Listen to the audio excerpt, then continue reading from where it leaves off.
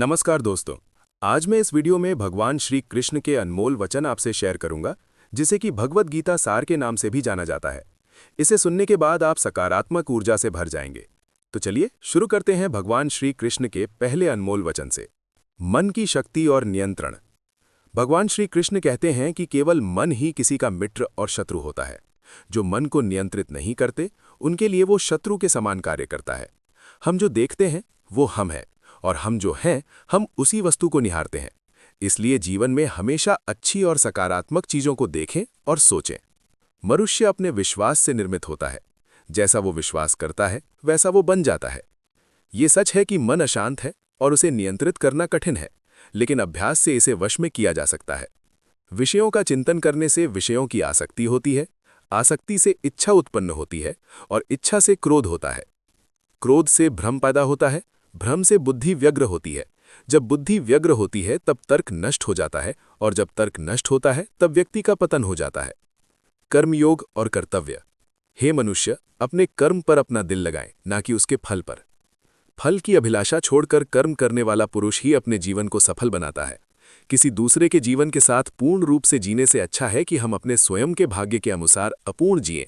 किसी और का काम पूर्णता से करने से कहीं अच्छा है कि अपना काम करें, भले ही उसे अपूर्णता से करना पड़े।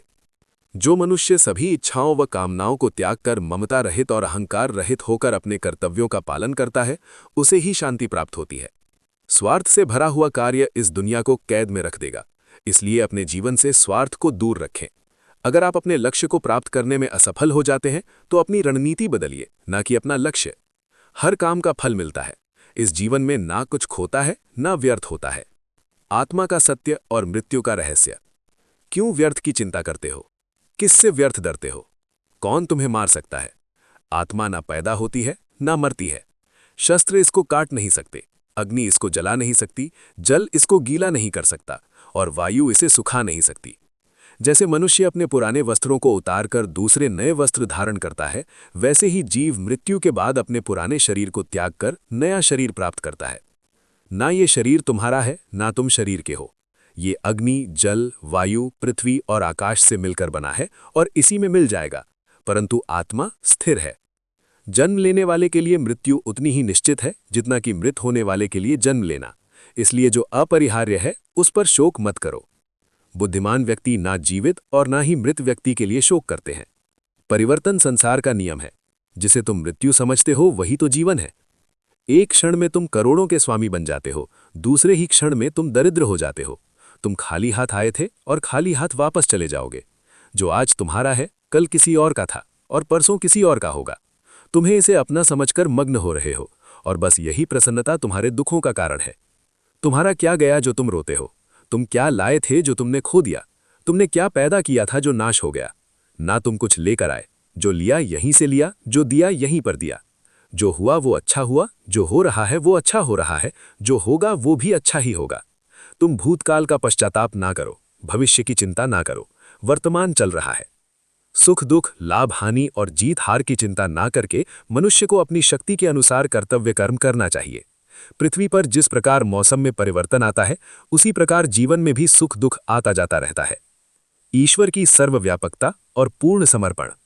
भगवान कहते हैं, सभी वेदों में से मैं सामवेद हूं, सभी देवों में से मैं इंद्र हूं, सभी समझ और भावनाओं में से मैं मन हूं, और सभी जीवित प्राणियों में मैं चेतना हूं। मैं धरती की मधुर सुगंध हूं, मैं अग्नि की ऊष्मा हूं। मैं ही सबकी उत्पत्ति का कारण हूं, और मुझसे ही जगत का विस्तार होता है।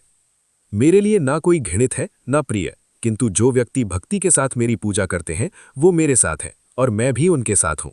जो हमेशा मेरा स्मरण या एक चित्त मन से मेरा पूजन करते हैं, मैं व्यक्तिगत रूप से उनके कल्याण का उत्तरदायित्व लेता हूं। सभी अच्छे काम छोड़कर बस भगवान में पूर्ण रूप से समर्पित हो जाओ। मैं तुम्हें सभी पापों से मुक्त कर दूंगा, शोक मत करो। तुम अपने आप को भगवान को अर्पित करो, यही सबसे उत्तम सहारा है। जो इसके सहारे को जानता है वो भय, चिंता और शोक से सर्वदा मुक्त रहता है। चिंता से ही दुख उत्पन्न होते हैं, किसी अन्य कारण से नहीं। ऐसा निश्चित रूप से जानने वाला चिंता से रहित होकर सुखी, शांत और सभी इच्छाओं से मुक्त हो जाता है। जो कुछ भी तू करता है उसे भगवान को अर्पित करता चल। ऐसा करने से सदा जीवन मुक्ति का अनुभव करेगा। तो दोस्तों, इस वीडियो में बस इतना ही। आपको श्री कृष्ण के ये अनमोल विचार कैसे लगे हमें कमेंट करके जरूर बताएं। हमारे लेटेस्ट वीडियो को देखने के लिए हमारे चैनल से जुड़े रहें और कमेंट में जय श्री कृष्ण जरूर लिखें।